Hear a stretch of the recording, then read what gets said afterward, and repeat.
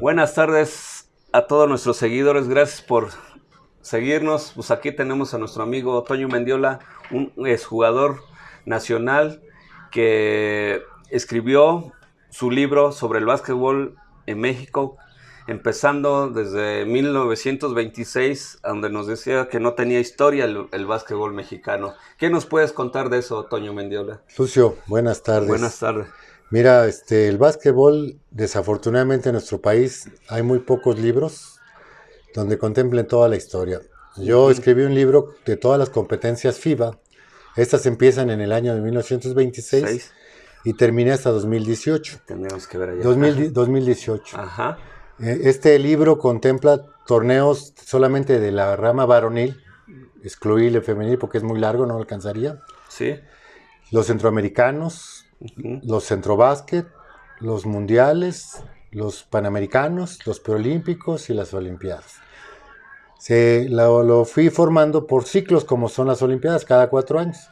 Okay. En México empieza con el torneo casero, el que nos corresponde por la zona geográfica son los centroamericanos. En la parte de Sudamérica son los sudamericanos. En Europa pues, son la Copa de Europa. Cada región tiene su torneo de inicio. A nosotros nos corresponde, el más bajo son los centroamericanos. Muy bajo. Ok, México empieza a participar en 1926, ¿cómo inicia? Y de ahí, ¿cuándo empieza a ganar la primera medalla para México? Exactamente en el 1926, el primer centroamericano, México queda campeón. Queda campeón. Queda campeón. Se juega aquí en México, en el Distrito Federal. Se juega en lo que era antes la preparatoria 1, Justo Sierra. Ok. Era una cancha de cemento, no teníamos todavía ni estructuras, gimnasios, pero ahí se inicia. Y, por ejemplo, en esa época no exigía FIBA que tuvieras unas instalaciones como ahora que lo pide. Ahora, en aquella época no era incipiente. El básquetbol empieza en 1891 en Estados Unidos. Ah, ok.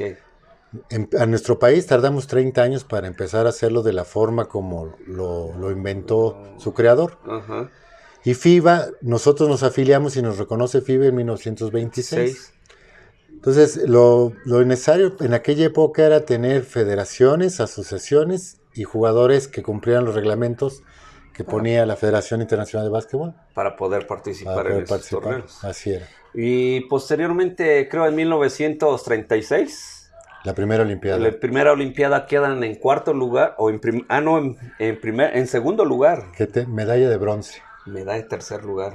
La única medalla que tenemos olímpica en cualquier juego de conjunto es en básquetbol en 1936. 1936. Y posteriormente se consigue un cuarto lugar en Argentina. En 1948. 51, ¿no? No, en 1948 hay otra olimpiada y quedamos en cuarto. En Londres. En Londres, exactamente. Quedan en cuarto lugar. Cuarto lugar. Ok. En aquella época, Lucio, nada más existían centroamericanos y olimpiadas. Ok. La cantidad de equipos que se inscribían a FIBA, pues era cuando estaba iniciando el deporte en todo el planeta, eran pocos, no era como en la actualidad. Ahí en 1950 es cuando ya se empieza a abrir más el básquetbol en todo el mundo, aunque ya había muchos países participando, pero incluye más países para que sean más participantes. Es que ya cuando empieza a difundirse el juego en el mundo, la cantidad de naciones crece. Entonces, al haber más naciones, se crean más torneos. A partir de 1950 se crea el torneo de los mundiales y los Juegos Panamericanos. Okay. Que son los que nos corresponden a nosotros en esta región, en América. En América. En América. Y cada uno de los torneos de FIBA tienen un orden clasificatorio para poder ir al siguiente nivel. Bueno, tú, ya tú en tu libro escribiste todo esa trayectoria que tuvo México. ¿Y de ahí qué sigue, Toño? De 1951, ¿qué participaciones sigue para México? Mira, México ya a partir del 50 participan centroamericanos para calificar a mundiales y a panamericanos. ¿Qué año fue ese, Toño? 1951. Igual. Va a Argentina, déjame ver un poquito mi libro. El primer panamericano es en Argentina. Quedamos en octavo. Ok. En 1952 52 es la Olimpiada en Helsinki, quedamos en noveno. Y de ahí. En 1950 es el primer mundial, México no asiste. ¿Y hay porque no calificó o tenemos una sanción como estamos No, acostumbrados? era muy incipiente y la verdad la cantidad que había en el país, como lo muestra la historia, era muy poca. Acabamos de salir de las guerras, de la revolución. La revolución termina en 1920, el país está en reconstrucción por los 50. Ok. Entonces apenas los Alfonso Rojos de la Vega, los hermanos y un grupo de gente se empiezan a crear las asociaciones, a hacer un básquetbol más ordenado y obviamente no había recursos. Ajá. Entonces era más fácil competir cerca del país que salir a Europa. Y lo que yo tengo entendido, Toño, que bueno, de 1926 a 1950 era más estático el básquetbol. Completamente. Y ya de 1951 ya era más movimiento. Mira, es como todo en la vida va evolucionando. Cuando empieza el básquetbol se jugaba casi parado, en dos pies, los tiros eran de todas manos. El que rotaba era más el balón que el jugador. Ok. En 1950 en todo el mundo, no solo en México, empieza a haber cambios. Ya se juega de espaldas, se juega de frente, ya hay dribles, ya hay penetraciones, ya hay Bloqueo, cortinas. pues se llama táctica. Entonces ya empiezan a haber muchos sistemas para poder competir. Ok. No nomás pasa en México, empieza a pasar en todo el planeta. México empieza a tener sus jugadores exquisitos. Muchos de ellos, el Pambazo Cardiel, algunas gentes que participaron en los 50 después se convierten en entrenadores de la siguiente generación. Y de ahí posteriormente, ¿qué torneo llega, Toño? ¿En 1951? Ya de ahí empiezan todo el ciclo. Cada 4 años tenemos que participar. En 1965, el centroamericano deja de tener orden clasificatorio. Entonces FIBA crea un centro básquet.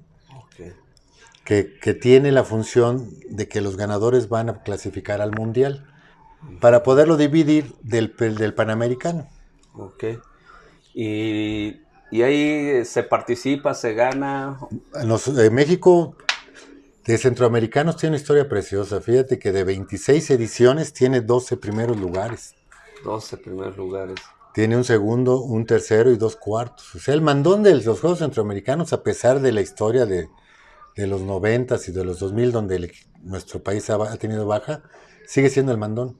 Centroamericano. Sí. Lo importante de la historia, Lucio, más allá de los números, es que te permite ver cómo se trabajaba, cuáles son las diferencias. Dicen que un país sin historias tiende a repetir los mismos fenómenos. Okay.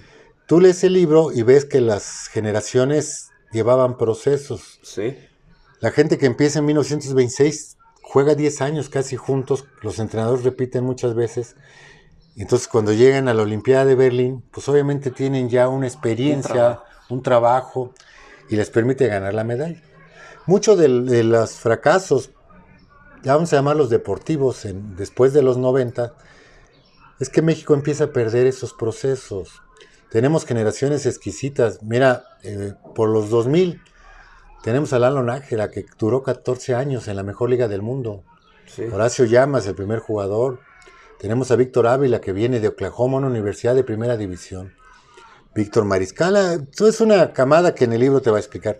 Pero estos jóvenes no tienen procesos. Okay. Los mandan llamar una semana antes. En el libro hay unos periódicos donde los esperan un día antes del torneo.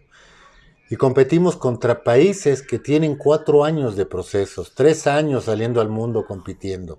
Sí. Nada más nosotros como país creemos que somos supermanes. Y le exigen al jugador de mano. Así es. Entonces los muchachos, pues, es un juego de conjunto, Lucio, no es tenis. Aunque tengamos a Lalo necesita de todos sus compañeros para poder triunfar. Si tú no los conjuntas, no les das tiempo a que ellos se conozcan, se compenetren, tengan participación con equipos más grandes, ¿cómo vamos a competir con los que sí lo hacen, Lucio? Sí. Esa es la razón por la que de los 90 y tantos al 2008 tenemos un hueco generacional, hasta que llegan estos famosos 12 guerreros. 12 guerreros. Que vuelven a llevarnos a un nivel alto. Perdón, Toño, ahorita nos adelantamos un poco. Mucho. En esa generación dorada, a donde participaba Arturo Guerrero, Toño Ayala, Rafa Palomar. No sé, bueno, Rafa Palomar llegó después. Poquitito después, pero... ese grupo era un equipazo. De acuerdo.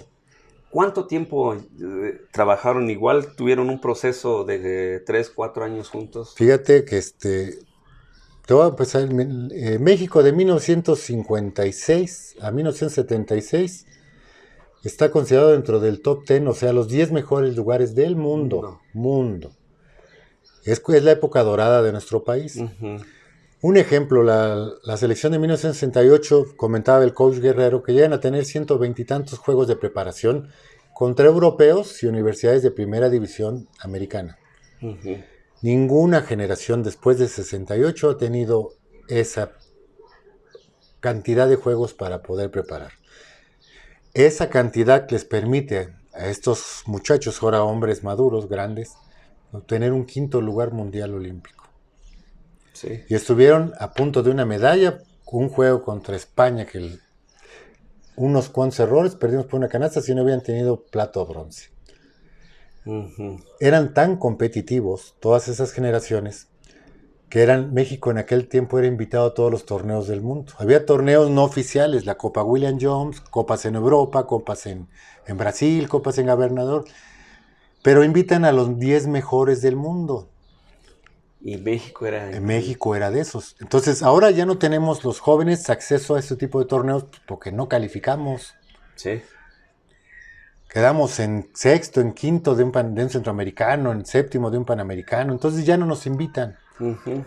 No es porque no tengamos calidad, Lucio. Es que en los procesos, en el básquetbol, es un deporte conjunto, son vitales.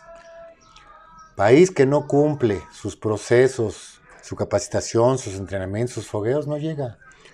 Decían los medios ahora que España y Argentina ya no son una camada, porque se estilaba decir que antes un país era famoso porque nacía una camada. Okay. Dicen, España y Argentina ya son procesos comprobados. Tienen 12 años trabajando diferentes generaciones y obteniendo lugares arriba de los 10 mejores del mundo, por el trabajo que tienen. Uh-huh. Ellos copiaron la metodología americana y la convirtieron al español, al lenguaje propio. Prepararon a sus entrenadores, es una profesión. Y tienen planes y programas de desarrollo desde los 14 años de los jugadores. La selección argentina, de 15 a 17 años, tiene 2 años jugando en el extranjero. Sí. Nuestro joven maravilla Andreassi tiene 20 minutos en Capitanes. Sí, pues sí, es imposible. ¿Quieres que el muchacho compita contra estas personas? Dale los mismos elementos y verás que lo hace. Sí, es trabajo. Y con lo que acabas de decir, proceso. Si no hay proceso, no hay resultado. No hay resultados. Y así agarres a los 5 mejores. No va a resultar. Bueno, lo importante del libro es que cuando tú vas leyendo torneo tras torneo, a través de cada ciclo, vas viendo los nombres. Puedes verificar que mínimo 6, 7 de cada torneo se repetían. Obviamente cada ciclo hay jugadores que bajan y otros que suben, pero la base más o menos era la misma. El entrenador repetía bastante. Entonces permitía poder hacer estrategias. Te voy a platicar una anécdota. México inventa el rompimiento rápido y el doble team en 1936. Uh-huh. Desde 1926, los hermanos Rojo de la Vega eran los que lideraban tanto las asociaciones como los equipos representativos y eran jugadores. Ellos se dan cuenta que para poder competir en la Olimpiada, ya habían competido en otros torneos contra Estados Unidos, un equipo de promedio de 1.96, 2.10, y que el área de los 3 segundos era muy restringida. Nadie los podía vencer con esos monstruos, todo bloqueaban, todo empujaban. Y si tú querías jugarle de tú a tú caminando, pues imagínate, con la pura pelota entre ellos, no se las quitábamos. Sí, pues toma la mía y te la doy. Bueno, entonces México, este hombre y los jugadores que ya habían competido, su inteligencia les dice, ¿sabes qué? La única manera de poder ganarles es que no los dejemos llegar con el balón controlado a nuestra cancha. Entonces les hacen doble equipo, todo el tiempo los presionan. Y la otra es, cada vez que ellos fallen, no dejemos que lleguen a acomodarse. Como ratones, vámonos. Esa es la base o el fundamento de la transición del rompimiento rápido. Ujú. México la inventa en 1926.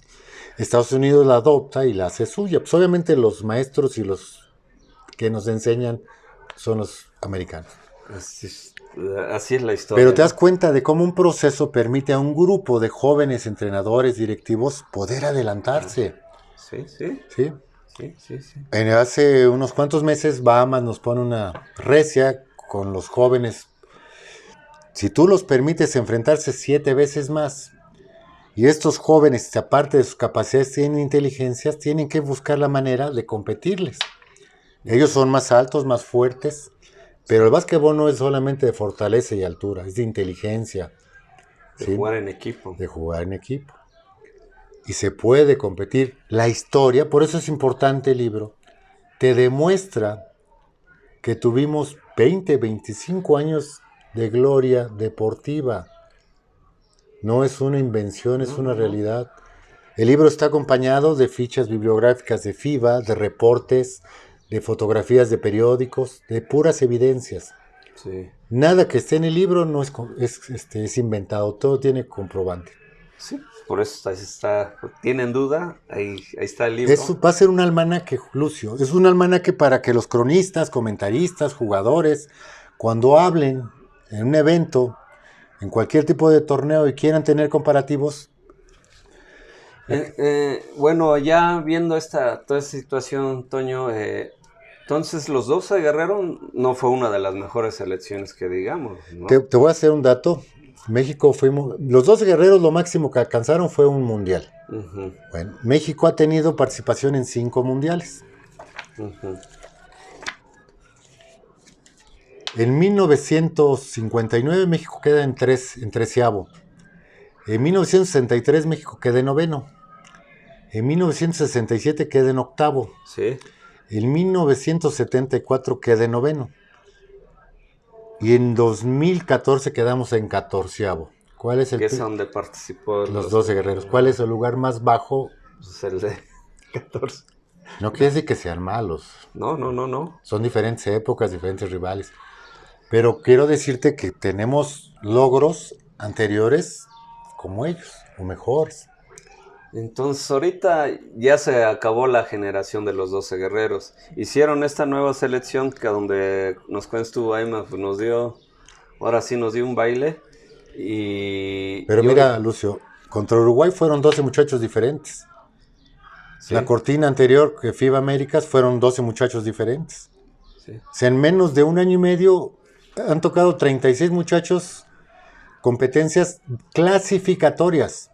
ok. Si los vas a foguear, usa juegos de preparación. Pero no los vayas a foguear a una clasificación porque nos excluyen, quedan fuera. Es planificar el trabajo. Por supuesto. Entonces ya nos quedamos fuera por sus experimentos. Ok. Y fueron 18, 20 muchachos. Hay muchos, mira, yo veo a Álvarez, veo a Willis, veo a Urrutia. Pues ahorita se van los nombres, pero fácil unos 12 muchachos que si los trabajas, que si los fogueas. Foguear no es que tú le des chance a un muchacho en una liga profesional. Porque en la liga profesional ellos hacen roles secundarios. Sí. El joven Andrea sí no baja la bola, él no tiene que encargarse del ritmo del juego. Él busca el tiro y el panameño y el dominicano son los que hacen la labor. Mendoza. Tenemos que hacer que nuestro muchacho haga la labor primaria. Sí. Y entonces tenga muchos más minutos, tenga mucha más experiencia para que cuando vuelva a salir a una competencia internacional él pueda lucir. De la manera en que lo hace, pues él está buscando como contra los de Bahamas, quién se la diera o quién la subiera. Sí. Y adelante de él teníamos un muchacho más comprobado, con un bagaje que era Paco Cruz. Ujú. Entonces, Sí. pues vamos guardando las jerarquías. Sí, sí. Obviamente, si me decías tú a quién vamos a apostar más, pues con Paco. Sí, sí, pues ya tiene más experiencia. El joven tiene que esperar su momento. Te voy a hablar en los 64. El canastero, el profe Rafael Caballo Heredia, muy famoso el Caballo Heredia. Sí. Bueno, Arturo Guerrero era banca del profesor Caballo Heredia. Ujú. Arturo Guerrero es el mejor canastero en la historia De México. de México. Por todos los torneos que tiene y la cantidad de puntos. Nadie ha rebasado sus récords. Pues el profe tuvo que esperarse su tiempo, su oportunidad, trabajar para llegar. ¿Me explico? Sí. No creas que llegaron y todos fueron estrellas. En ningún lado, ni en Estados Unidos, ni en Brasil, ni en Alemania Tienes que sucede. ganarte tu lugar y tienes que esperar. Y es un proceso. Así es. Pero pues aquí desgraciadamente no tenemos procesos y pues no sé, ahorita que ya está suspendido México ahora hasta el 2021, no sé si ahorita, no sé qué situación. Pongamos, Lucio, que no podemos competir a nivel internacional, pero ¿por qué no podemos trabajar internamente? Sí. ¿Por qué no preparas a esos jóvenes? ¿Por qué no conseguimos juegos de preparación? Tenemos a los vecinos enfrente. Sí. No necesitamos traer europeos, tráete universidades de segunda división. Sí. Y les sirve a nuestros jóvenes. No, pues claro, pues se van conociendo. ¿Cuál es la excusa que estemos castigados? Pues es difícil tocar esa situación, Toño. Yo hablo de lo deportivo. Sí. Yo no me gusta meterme en la cosa de directivos ni política. Sí. Y ahorita digo, si no ha habido proceso cuando estaba vigente la liga y no estamos suspendidos, pues ahorita no sé. Lo único que están trabajando y que se sabe es lo de Academia CONADE, que nada más en el distrito, porque debería de expandirse a nivel nacional para que sacaran a más jugadores. Mira, lo que parte del libro. Existían en el antaño, el libro trae el resumen de los Juegos Nacionales y todas las ligas profesionales. En aquella época había ligas de desarrollo en todo el país. Entonces el jugador, para poder tú crear un jugador, no lo puedes hacer bajo circunstancias encerradas. El entrenamiento en fuerzas infantiles es un 80-90% porque es el aprendizaje. Sí. Pero ya en nivel alto el entrenamiento no pasa del 40%. La competencia se fundamenta en la experiencia propia de los juegos. Okay. Entonces necesitas forzosamente competir, ligas de competencia. Sí. México no tiene ligas de competencia. Nomás tenemos la Liga Estudiantil AVE, sí, que era antes el CONADEP, el CONDE y la Liga Profesional, que dicen que no le interesa nada con la selección nacional, que es una liga comercial de espectáculo. Palabras de los dueños. Sí. ¿Dónde quieres formar a jóvenes? ¿Dónde trabajamos con jóvenes? Sí, no, pues, bueno, tú que ya tienes más conocimiento en eso, Toño, ¿qué recomendarías o tu opinión? Mira, no necesita ser la mía. Vamos a hablar de lo que... Ahora con la comunicación tenemos acceso a todos los países. Uh-huh. Cómo triunfó Estados Unidos, cómo se prepara España, cómo se prepara Argentina. Lo primero, tienen una metodología. Sí. Tienen un programa de capacitación completo. Sí. Avalado, comprobado, tanto por FIBA como por su Secretaría de Educación. Sí. Aquí en México tenemos módulos de capacitación, pedacitos de capacitación. Si yo te dijera, a ver, ¿con cuántas capacitaciones un entrenador puede llegar a ganarse un diploma o un grado de entrenador? ¿Con cuántas? No existe porque no lo tenemos. Un programa completo. Sí. ¿Me explico? Entonces, primero, si queremos, hay muchas escuelas ahora, Lucio. Sí, bastantes. Pero la enseñanza es muy mala. Discúlpenme, profesores, no lo hago. Yo sé que ellos tienen el corazón adelante, han rescatado ese amor, pero su capacidad de enseñanza es malísima.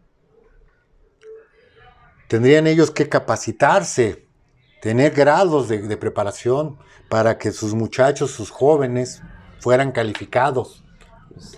No con el concepto propio, no con mi experiencia, no con mi criterio, con fundamentos. Un programa que tenga bases, donde puedas recabar datos de mejoramiento. Sí, todo. Bueno, una vez que tienes los maestros y tienes la enseñanza, viene la segunda fase, donde van a practicar lo que tú les estás enseñando. Ligas, vamos a hablar del nivel alto, en el nivel mini más o menos existe, pero ya del medio para arriba, fuera de la Liga de Chihuahua, de los circuitos de la LNBP o de la Costa del Pacífico, ¿dónde compiten los jóvenes? No hay. Pueblos. Esa es una competencia sin presión, sin árbitro, sin público, sin nada de por medio. Eso no es competencia. No hay estructura, la estructura es la base. Un edificio ya sabes que necesita cemento, varilla para que pueda soportar. Nosotros para poder crear necesitamos una estructura. La estructura son muchas cosas. Empieza desde la capacitación, la metodología, hasta la estructura de ligas. Sí. Desde los 14 hasta los 25 años. No en un solo estado. En 6, 7 estados de la República, donde los jóvenes compitan entre diferentes estados entre ellos. Y de repente diferentes regiones contra diferentes regiones, como era antes. Sí, sí, sí. Antes existían los nacionales, los torneos del estudiantil contra el popular, el campesino, el obrero. Eran competencias todo el año. Sí, sí. Nosotros, te voy a hablar de la época donde yo jugaba. Llegábamos a tener nosotros de los 250, de los 365 días, 250 torneos de capacitación, de competencia. Entre juveniles, reservas de Liga Mayor 60 juegos, la Liga Mayor que eran otros 40 juegos, 20 de los nacionales, unos 40 de la Liga Mexicana, 60 de los IMEVAS. Era una cantidad de Entonces, juegos. en la época, en los 70s, había 250 jugadores que vistieron la casaca nacional. Era la competencia que había para 12 lugares. No, pues. En 1995 no había arriba de 35 jóvenes. En la actualidad no juntas 20. Tú que estás en los medios, nómbrame 20 conocidos de selección nacional. No, sí, no, pues ahorita, digo, son las nuevas generaciones que, digo, es su primer juego y no sé ahorita. Ellos no tienen culpa, lo que estoy diciendo es que no había competencia. La Sí. competencia es la que eleva el nivel. Si yo, mira, a mí me tocaron guardias, Norberto Mena, selección nacional, Polo Torres, selección nacional, campeones panamericanos, Oscar Ruiz, cuadro ideal de un preolímpico, mi competencia de mi generación. Y si te hablo más atrás, la competencia 68, que tenía que superar la Olimpiada de 64, la de 64 la Olimpiada de 60. En 60 el Chaparro Herrera, un guardia, queda en el cuadro ideal de la Olimpiada. Un mexicano, nadie lo sabe. ¿Por qué le decían Chaparro Herrera? Pues porque el señor no medía más de 1,80. Sí. Es cuadro ideal de una Olimpiada. Nadie ha repetido esa distinción. Y no lo conocemos. Todavía está vivo el señor. Merecen un reconocimiento antes de que se vayan. Así Don es. Toño Ayala, don Rafael Heredia, el profe Guerrero es de los que más tiene, el profe Raga ya tiene muchos, pero todos ellos merecen. El abuelo Peña, que está enfermito, el Miguel Arellano, de Chihuahua, bendito Dios, ellos tienen su salón de la fama. Neri Santos, el Choro Almanza. Si tú lees el libro tiene todos los jugadores que han participado de 1926 hasta 2008. 18. 2018. Cada jugador tiene su reseña. Los actuales también. Oscar Castellano, el Palmita, José Luis Arroyo, el joven Zúñiga, el joven Orlando Méndez, el joven Stoll. Todos tienen su reseña porque todos ellos son nuestros representantes, son nuestros destacados. Sí. Bien o mal, son nuestros referentes. Okay. ¿Sí? Merecen su lugar. Ahora, el lugar que tienen pues, es el propio que ellos tuvieron de desempeño. De trabajo duro. Nada de que es mi amigo y que para mí es mejor. El básquetbol no se mide así. Así es. Se mide por resultados y eficiencia. En el libro están los torneos donde fueron todos ellos y los lugares que ocuparon. Okay. Tú cuando tú quieras medir un jugador y compararlo con otro, muéstrame sus currículums.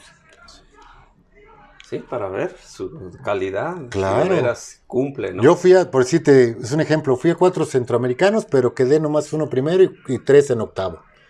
Tú hablas con uno de la generación dorada y te dicen, pues fui a 6 y gané 5. Sí, bastante, ¿no? Pues ahí se ven los currículos, ahí ven. ¿Sí me explico? Sí, no, sí. Es honor a quien honor merece y en el básquetbol los resultados los que nos dan Así el es. sentido, no el gusto del público, ni de los comentaristas ni de los publicistas. Es un deporte.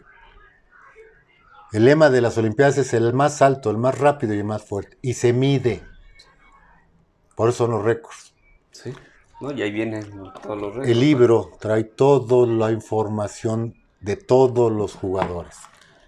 No, pues, Cuando ustedes quieran hablar de su ídolo, del que le tocó en su generación, véanlo, compárenlo con las demás generaciones.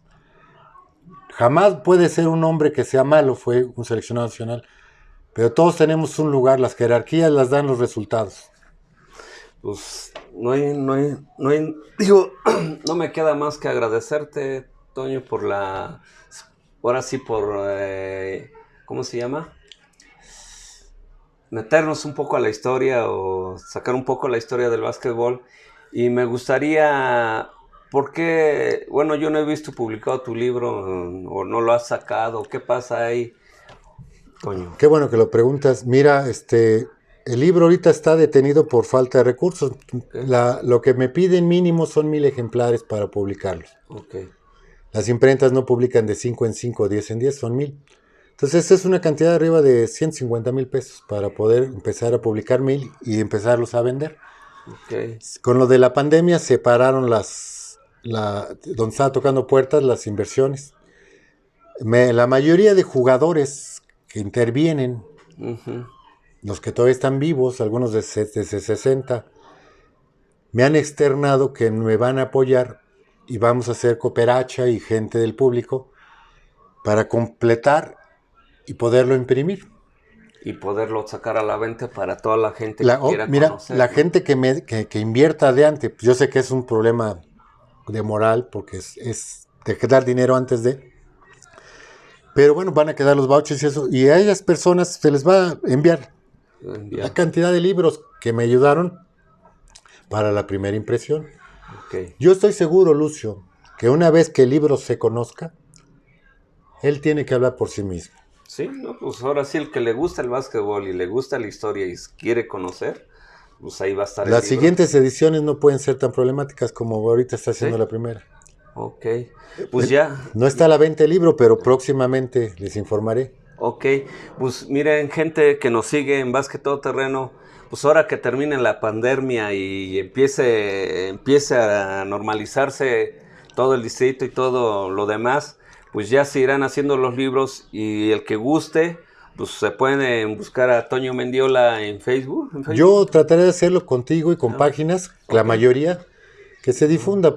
El libro no es para mí, no es una egoteca, es un almanaque para todo mexicano que le gusta el básquetbol. Okay. Yo cuando era niño, yo veía jugar a Fernando Tiscareño, veía jugar a Raúl Palma. Yo decía, Dios mío, yo quisiera ser como ellos. Después me fui metiendo, investigando sus carreras, los nacionales, y era maravilloso.